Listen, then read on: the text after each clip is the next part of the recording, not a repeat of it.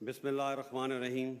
In the name of God, the merciful, the compassionate. Please, ladies and gentlemen, Assalamu alaikum and good evening. It's my proud privilege today to be addressing this august gathering on a subject of critical importance to all of us. Let me first offer my sincere thanks and gratitude for this opportunity. Ladies and gentlemen, I make no pretense about my intellectual credentials, but may I humbly say that I have the honor of commanding an army which has achieved great successes against violent extremism and terrorism, of course at a huge cost and sacrifice.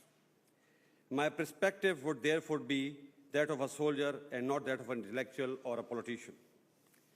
Let me say from the outset that the present jihadism is a misnomer. Jihad is a highly evolved concept that underlines myriad struggle against tyranny of all types.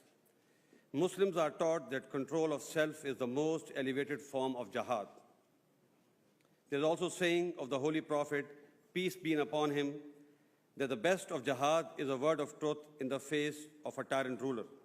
On the other hand, qatal, an aspect of armed jihad, comes at the lowest end of the spectrum of actions and beliefs that comprise the concept of jihad and can only be sanctioned by a state authority and nobody else.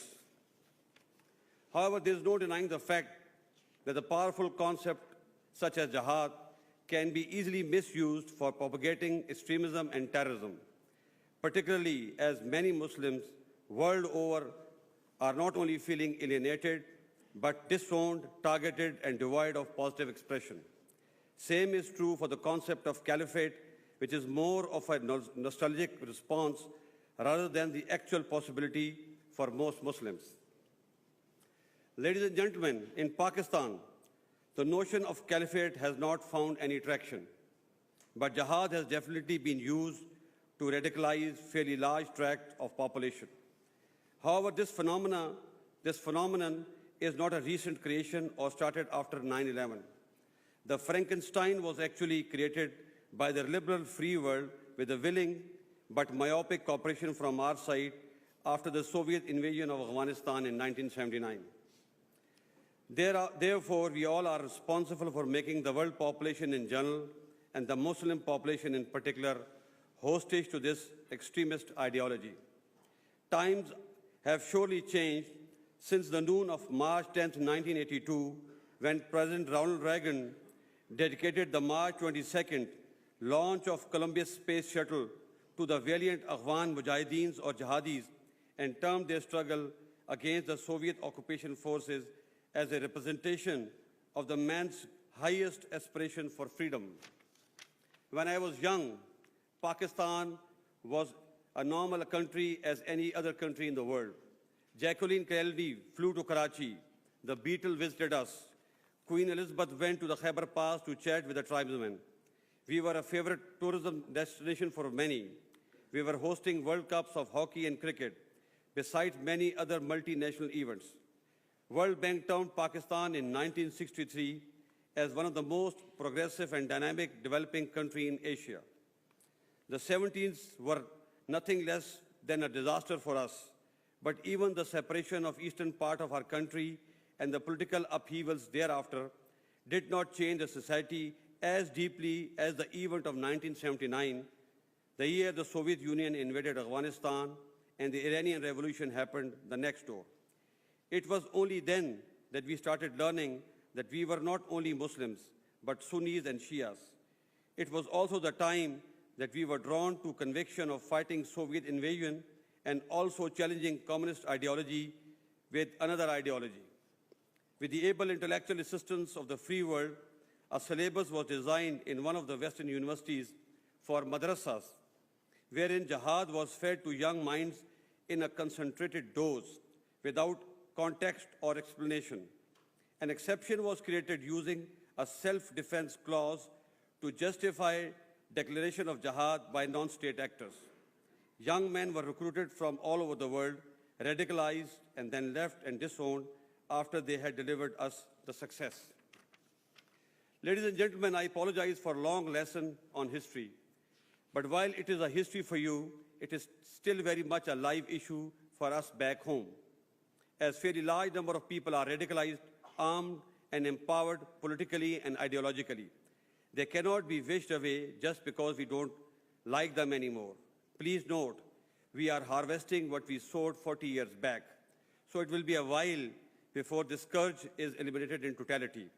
But first, let us stop calling it jihadism, as it is nothing else but terrorism. With this rather long context, let me now come to the story of Pakistan's struggle against extremism, terrorism, and so-called jihadism. Pakistan Army has waged a relentless and bloody fight against terrorism and violent extremism at a monumental human and material cost.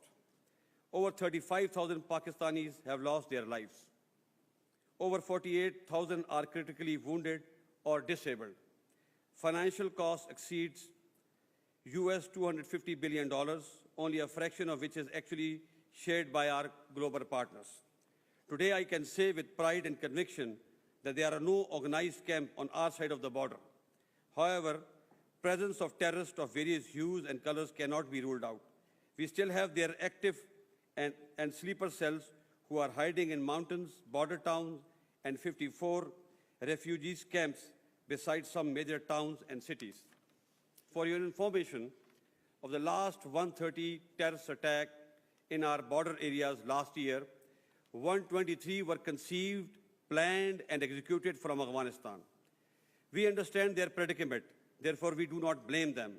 But instability in Afghanistan is also hurting us badly, and it is happening despite the presence of the most powerful alliance in Kabul. Ladies and gentlemen, unfortunately, Afghanistan's success of 2003 was lost when resources were pulled out prematurely for war in Iraq.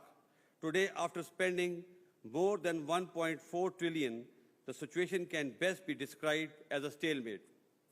But to my reckoning, the cause of stalemate is not Haqqani Network or TTA, Tariq-e-Taliban Afghanistan, as they had almost been defeated 13 years ago. It was the pursuit of a wrong strategy which led to their resurrection. Let me say that the popular assertion of TTA not being defeated in totality due to presence of part of their leadership in Pakistan is not correct or whole truth.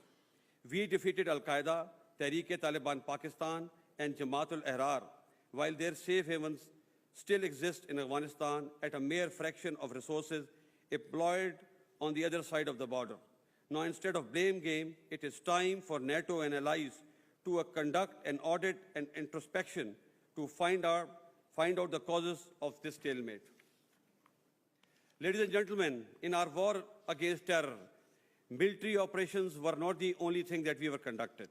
We realized very early that the complex problem of violent extremism could not be handled through military operations only. First and foremost, we generated public opinion to defeat the terrorist narrative.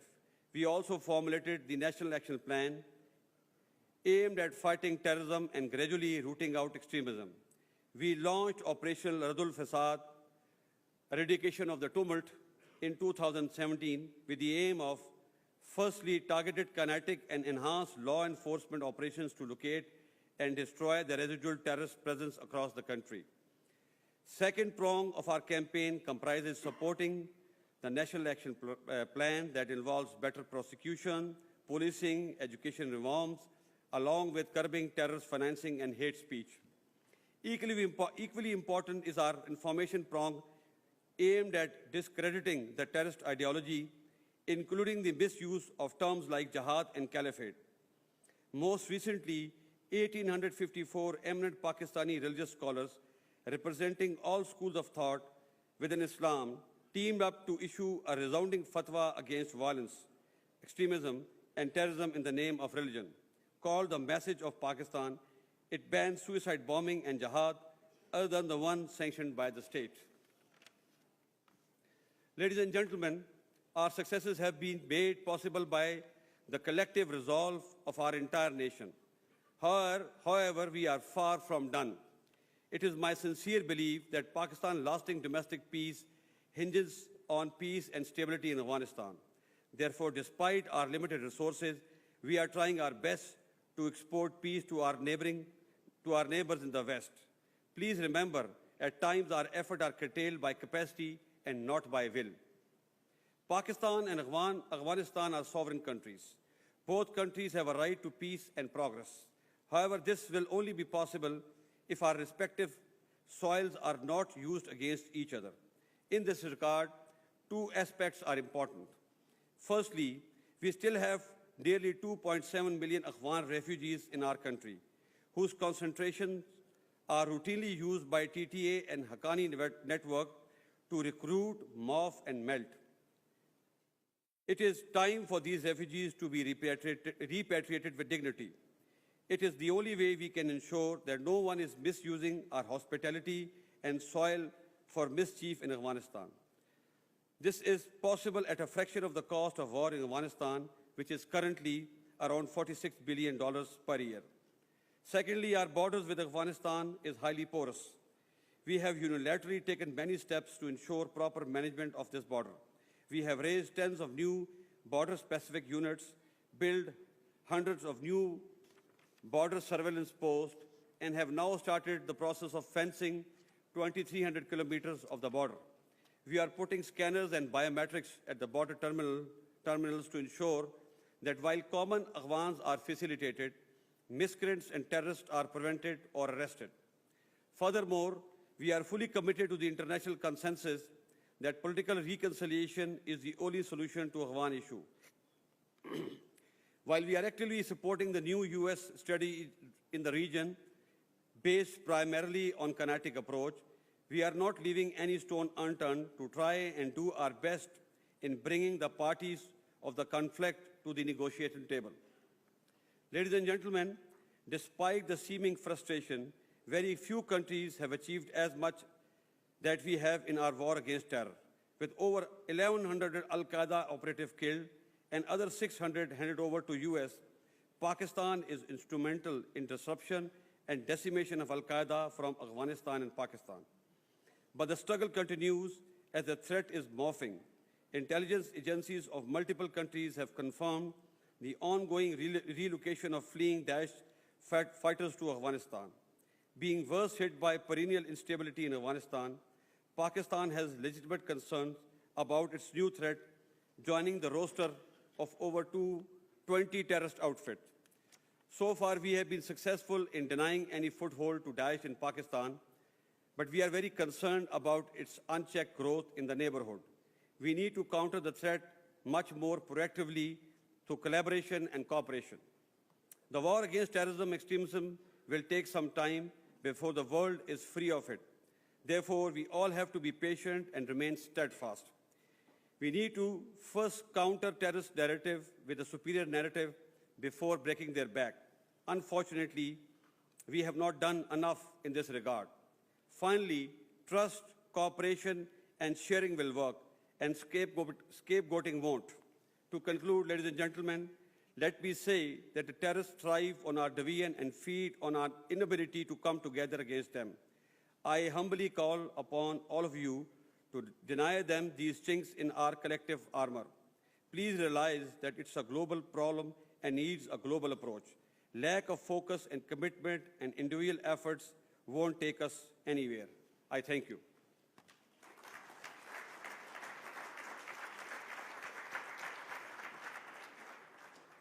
Thank you, General Bajwa, for very clear and direct comments for which we're all grateful. I want to now ask the